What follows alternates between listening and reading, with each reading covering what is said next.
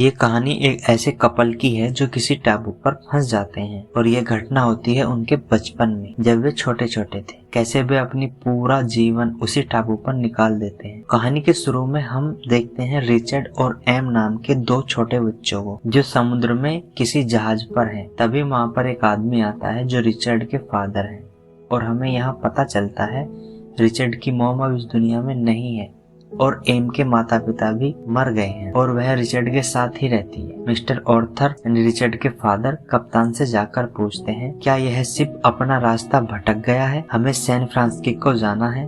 कप्तान बताता है, यह सही बात है, शिप अपना रास्ता भटक गया है। इधर रिचर्ड कुछ फोटोग्राफ देख रहा था जो बिल्कुल न्यूड थे। तभी शिप में आग लग जाती है।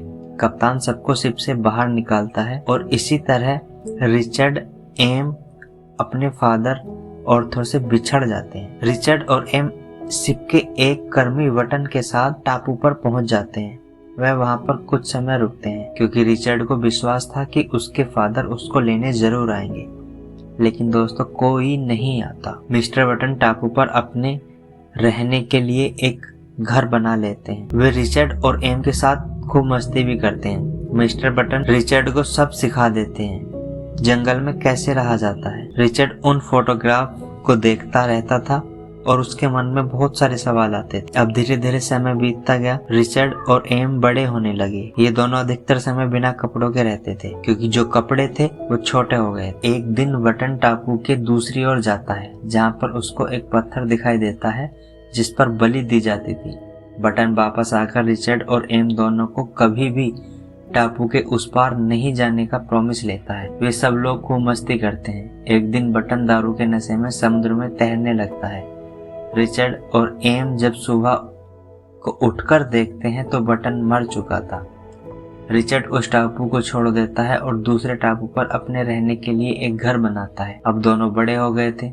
ये दोनों अपना क्रिसमस सेलिब्रेट करते हैं और आपस में नहीं लड़ेंगे, ये एक दूसरे से वादा करते हुए अपने नए साल की शुरुआत करते हैं। एक दिन एम नहा रही थी। वह देखती है कि पानी में खून खून हो गया है। वह अपने हाथ देखती है जो खून में थे। वह डरकर रिचर्ड को आवाज देती है। रिचर्ड आता है लेकिन एम उसको वहां से जाने के लिए कहती है। रिचर्ड पूछता है, क्या हुआ है तुझे? खून क्यों निकल रहा है तेरा? लेकिन एम भी नहीं जानती थी। वह उसे कुछ नहीं बताती। अगले सीन में एम रिचर्ड को देख रही होती है। वह रिचर्ड से कहती है, आजकल तुम्हारे मसल्स अच्छे लग रहे हैं मुझे। नेक्स्ट सीन में एम टापू के दूसरी ओर जाती है जहाँ पर बटन ने जाने के लिए मना किया था। वह देखती है कि वहाँ पर गोल्ड की तरह एक पत्थर दिखाई दे रहा है। वह रिचर्ड को बताती है बटन झूठ बोलता था कि वहाँ राक्षस रहते हैं। रात होती है। नेक्स्ट सीन में एम सपना देखती है कि रिचर्ड उसे छोड़कर चला गया है। वह चिल्लाती है। रिचर्ड उसे कहता है, मैं यही हूँ। एम रिचर्ड को किस करती है। अब रिचर्ड के भी अरमान जागने लगते हैं लेकिन एम उसको रोक देती है। रिचर्ड वहां से चला जाता है। अगली सुबह रिचर्ड पत्थर के पीछे अपना हाथ जगन्नाथ कर रहा होता है। तभी एम आ जाती है। वह रिचर्ड से पूछती है, तुम ये क्या कर रहे हो? लेकिन रिचर्ड कुछ नहीं बताता। नेक्स्ट सीन में रिचर्ड पेड़ पर होता है। तभी उसको एक शिप दिखाई देता है। वह नीचे उतरकर इशारा करता, इतने वह शिप निकल जाता है। वह एम पर गुस्सा होता है कि तुम्हें शिप दिखाई दिया और तुमने इशारा नहीं करा। अब हम दोनों इस टापू पर फंस जाएंगे। दोनों में लड़ाई हो जाती है।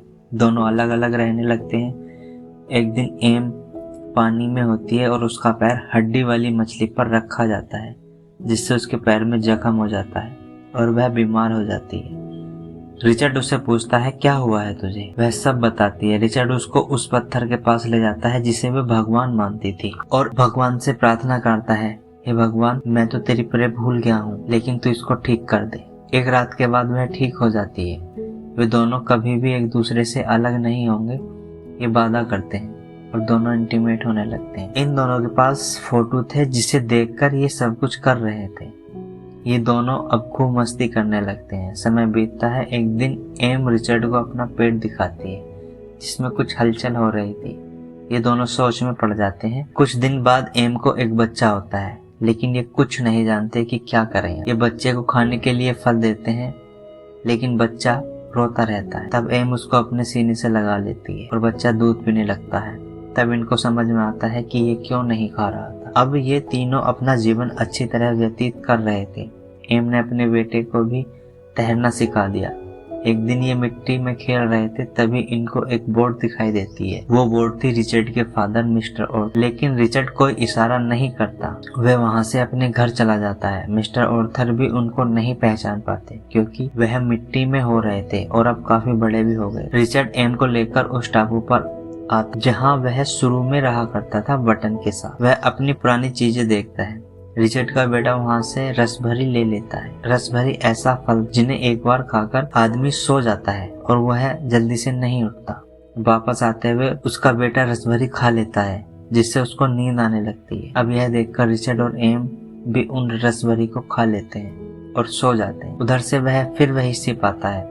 मिस्टर ऑर्थर उनको पहचान नहीं पाते और उनको अपने साथ ले जाते हैं और यहीं पर ये मूवी समाप्त हो जाती है। दोस्तों, आपको वीडियो कैसी लगी कमेंट करके जरूर बताएं। और आपको हमारा काम पसंद आया तो वीडियो को लाइक करें और हमारे चैनल को सब्सक्राइब